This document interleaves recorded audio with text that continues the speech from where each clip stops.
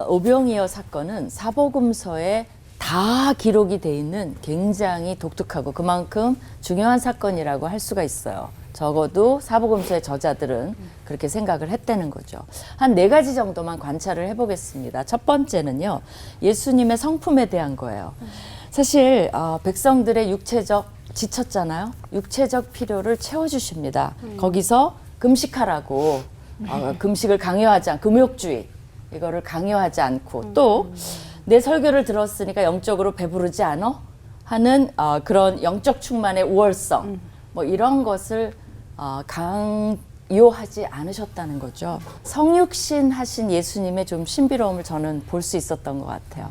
뭐냐면 그만큼 배고픔을 이해하시는 예수님, 그 필요를 채우시는 예수님. 그래서 예수님의 성품이 드러납니다. 사실 먹은 사람이 여자와 어린애 외에 5천 명이에요. 네.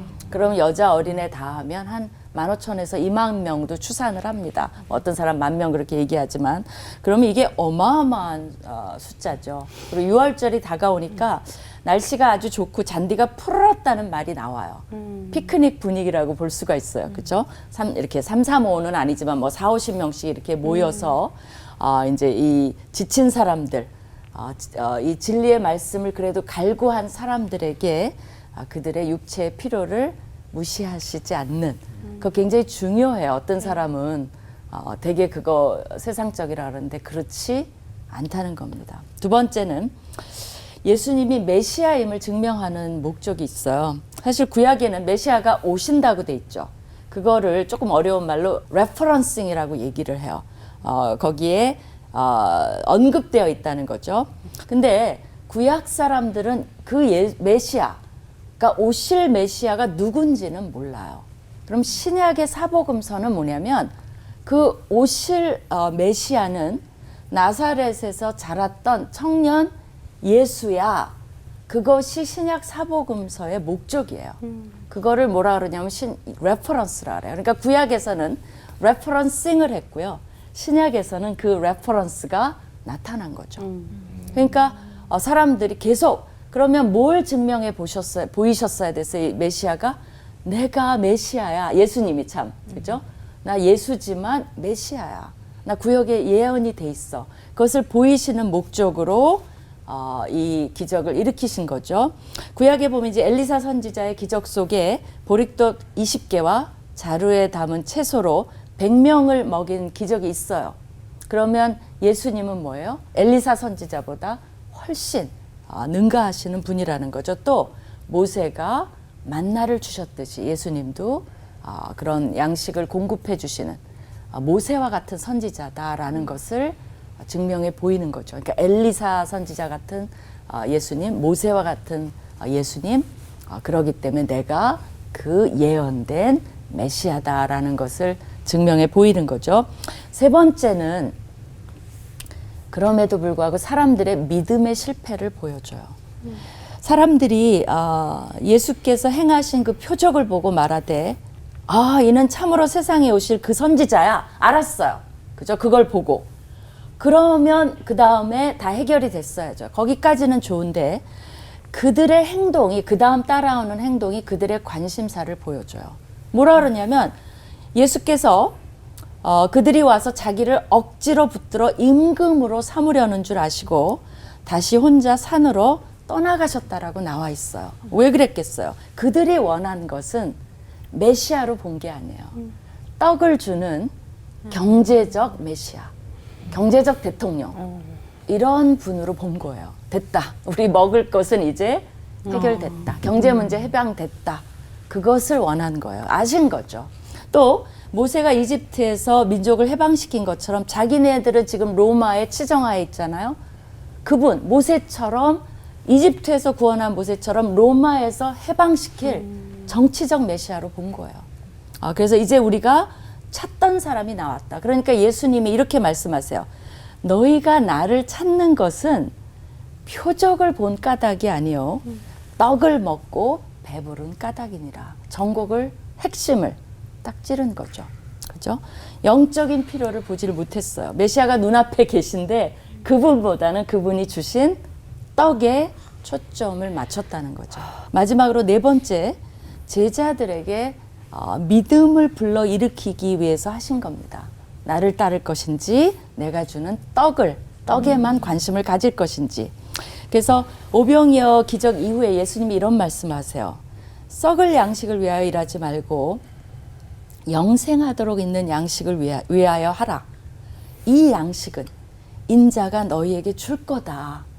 인자는 아버지 하나님께서 인치신 자니라. 누구를 가리키는 거예요? 예수님 자신을 가리키는 거야. 내가 생명의 떡이다. 그러니까 나를 먹는 자는 영원히 목마르지 않는 것처럼 영원히 배부를 것이다 라는 거죠. 그래서 요청이에요. 초대예요. 그리스도 메시아를 따를 것인지 아니면 떡만을 추구하면서 살 것인지. 그리고 제자들에게 사명을 주신 거예요. 내가 떡을 줄 테니까 너희는 이 영생하는 떡을 다른 사람에게 나누어 주고 진정한 생명을 나누어 주라는 거죠. 근데 이제 사람들은 결국은 결말이 해피엔딩이어야 되는데 안타깝죠. 그 메시지가 제대로 들어오지 않았어요. 더 이상 떡을 나누어 주지 않자 마음도 변했습니다. 그래서 오병이어의 기적은 우리에게도 동일한 질문을 합니다. 오병이어에 관심이 있는지 아니면 오병이어를 주시는 그분을 따르겠는지. 여러분의 선택은 어떤 것입니까? 기도하겠습니다. 하나님, 우리가 메시지를 들었습니다. 주님, 예수님이 왜 표적을 행하셨는지, 우리는 현재 왜 예수님을 따르고 있는지요. 그 질문을 다 하게 하여 주시옵소서. 아멘. 예수님 이름으로 기도합니다. 아멘. 아멘. 5,000명, 아니 그 2만 명이나 되는 사람들이 들판에 있어요. 누가 봐도 그 많은 사람들을 못 먹일 게 뻔해요. 여기서 첫 번째 궁금증은, 그런데 왜 예수님은 제자들에게 너희가 먹을 것을 주라고 하셨을까? 그리고 그날 오병이어의 기적을 본 제자들은 예수님이 메시아임을 바로 알았을까? 요거 김윤희 목사님께 한번 여쭤보고 싶습니다. 네, 질문이 너무 날카로워요. 핵심을 딱 집었어요. 네, 왜냐하면 이런 질문은 제일 이상 못하셨죠. 누가 질문을 줬을까? 사실은 예수님은 이제 물론 대중에게도 굉장히 관심이 있고 본인을 드러내시지만 사실 예수님의 더 관심사는 늘 제자들이에요. 그들을 어떻게 나를 이해할까? 제자들이라도 알아야 되잖아요. 그래서 제자들의 믿음을 시험했다는 말이 나와요. 그래서 일부러 물어봤다는 말이 나오고 어디서는 빌립을 콕 찍어서 물어봤다는 말이 나와요. 그러니까 그들이 이때까지 같이 했는데 나에 대한 어떠한 이해를 가지고 있을까? 근데 여러분이 보다시피 전혀 개념이 없죠. 예수님에 대한 이해가 거의 없는 것 같아요. 예수님의 문제인지 아니면 제자들의 문제인지 아니면 시간이 아직 더 있어야 되는지 모르겠지만, 그래서 이제 깨닫지 못하는 거죠. 근데 이제 더 놀라운 건 뭐냐면 그 다음 오병이어 사건 이후에 마가복음에는 예수님이 이제 무리를 걸어오는 사건이 있습니다. 그리고 바람을 좀 무서워하니까 이제 가라앉히는 사건이 나오는데, 거기서 마가복음 저자가 뭐라 그러냐면요. 이는, 그러니까 예수님 무리로 걸어오니까 놀란 거죠. 근데 아니 오병이어 사건을 봤는데 그걸 보고도 아주 마가복음이 딱 잘 집었어요. 이는 그 제자들이 그 떡 떼시던 일을 깨닫지 못하고 도리어 그 마음이 둔하여졌음이로라. 저도 사실 이건 이해가 안 가요. 어떻게 그럴 수가 있지? 그러니까 그거 보고도 사실은 한참 걸렸죠. 베드로도 거기서 무리를 베드로도 걸었어요. 그러고도 나중에 예수님 돌아가실 때 보면 또, 그러니까 이해는 안 가지만 정말 우리가 겸손하게 그걸 받아들여야 되는 것 같아요. 그게 정말 우리다. 우리가 그만큼 둔하고 단단하고 아무리 은혜를 베풀고 기적을 베풀어주고 우리 삶에 역사를 해주셔도 결국은 둔한 거 아닌가, 그 생각이 있고요. 그러니까 믿음을 강화시켜주는 것이고, 두 번째는 예수님의 사역을 일종의 암시하신 거예요. 내가 떡을 줬는데 너희는 이런 사역을 해라. 그건 뭐냐면 영생하는 떡 그 강의를 하셨잖아요. 영생의 떡을 나눠줘라. 그 말은 뭐예요? 복음을 전하라는 사명을 앞으로 너희에게 줄 거다라는 암시가 들어있어요. 그럼 제자들에게만 준 게 아니죠. 우리도 다 그 영생의 떡을 계속적으로 나누어주는. 그러니까 오병이어는 사명이지 오병이어 재밌다가 아니죠, 그렇죠?